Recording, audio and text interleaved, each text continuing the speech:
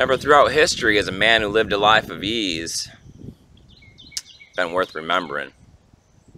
Hey there, how you guys doing today? Thanks for joining me for another episode of Bitcoin and Coffee. I'll be your host, Eugene Forrest. So, what are we looking at today with these crazy cryptocurrency markets?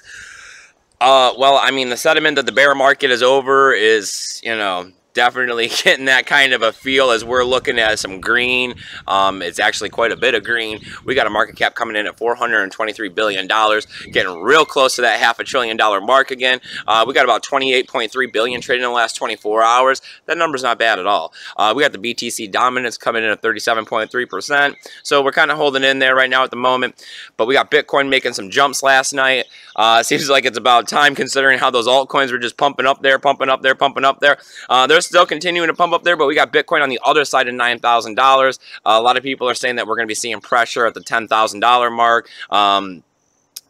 So I don't know. We're gonna have to sit here, hold tight, see what happens. We're coming in at 9,200. That's up 4% right now. We got Ethereum getting real close to that $700 mark, pretty much knocking on the door, coming in at $680. That's up 7.8%. I mean, I got no reason why this stuff won't continue, but at the same time, I'm always bullish on cryptocurrency. I think this is going to be the way of the future.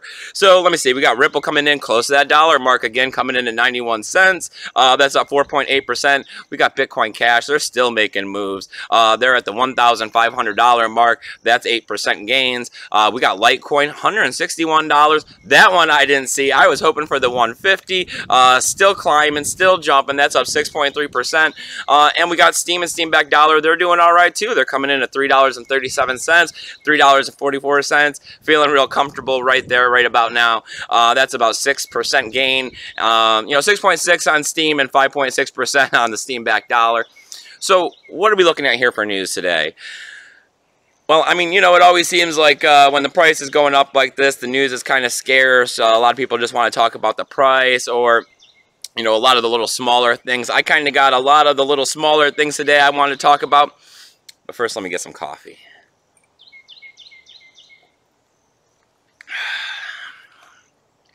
All right. So let me see. What do I got today? Well, all right. I like NCIS Los Angeles, and I know, it's not the greatest show. I watched it last night. I thought it was hilarious as I'm sitting there and the show starting off that it's an armed robbery on a Bitcoin mining facility, and that they're stealing private keys to cold storage and that they're making references to Bitcoin and hash algorithms and buying part of an ether and it's the next big deal.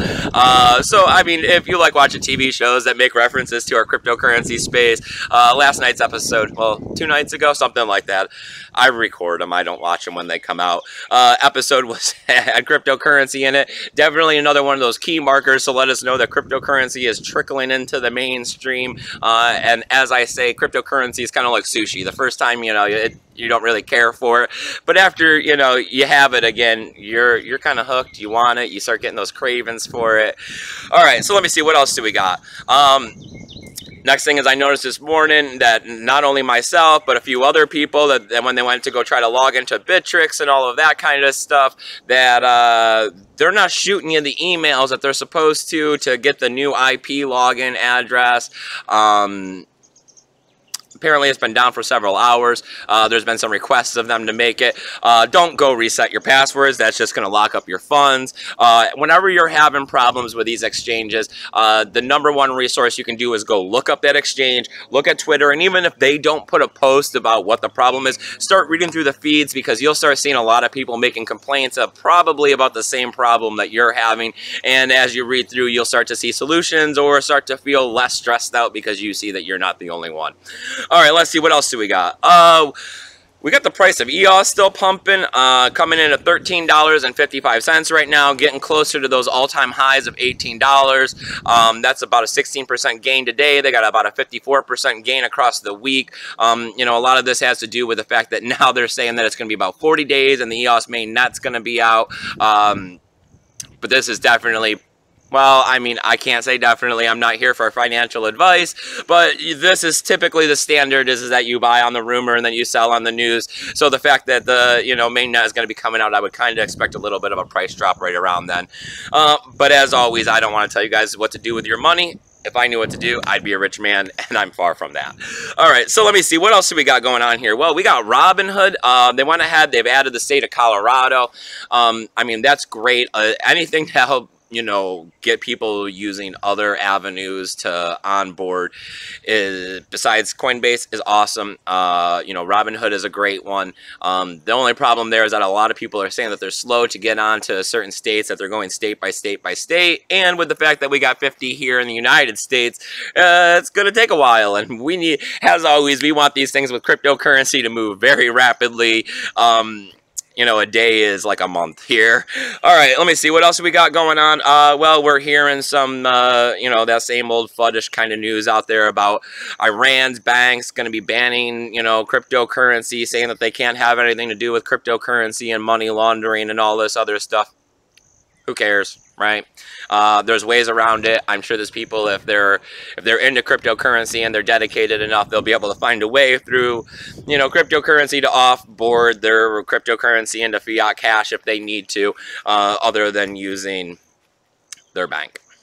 And let me see, what else do I got going on here? I got the guy from Iceland that had the big Bitcoin mining heist, who broke out of prison, hopped a flight, and went to Switzerland. Well, he got arrested. They caught up with him. So, I mean, the long arm of the law is definitely very long nowadays, considering they had put out a, you know, a worldwide warrant type deal on him.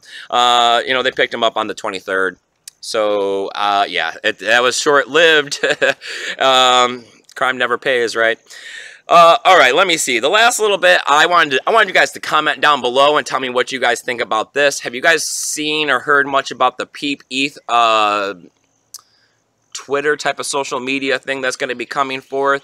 You know, I love it. I love these blockchain social media things that's going to go ahead and, you know, take money away from the advertisers and, you know, give the money to the people that are supposed to be having it, the content creators and the users and all of that. That's great. That's what we need to be seeing with social media. I mean, social media has turned into something that nobody could have ever expected it to. It is a very powerful tool nowadays. So, I mean, getting it decentralized and the right people paid for their stuff is, you know, a plus. The fact that they want you to pay in Ethereum to post, I'm finding a really big turnoff. I mean, I know that there's a lot of people out there that play the, you know, cell phone video games and stuff like that and are willing to pay money for, you know, costumes and weapons and all of that kind of stuff. I'm not into that stuff. I never have been. I don't think I would necessarily pay any Ethereum. I work really hard to get my cryptocurrency. I try to hodl it the best I can. The last thing I want to do, I think, is go spend it on making a tweet post on Peep ETH. If it's something that you're interested in, I mean, comment below. Tell me what you're thinking about it. I really want to hear some other people's thoughts on this. I mean, I hear a lot of people pumping it, saying that it's going to be great, that, you know, it'll stop bots and all these other things. And, you know, that's true. That is something we need to stop. There are so many bots on Steam, and it's not even funny. But at the same time, I don't know if paying for this is necessarily the way to go.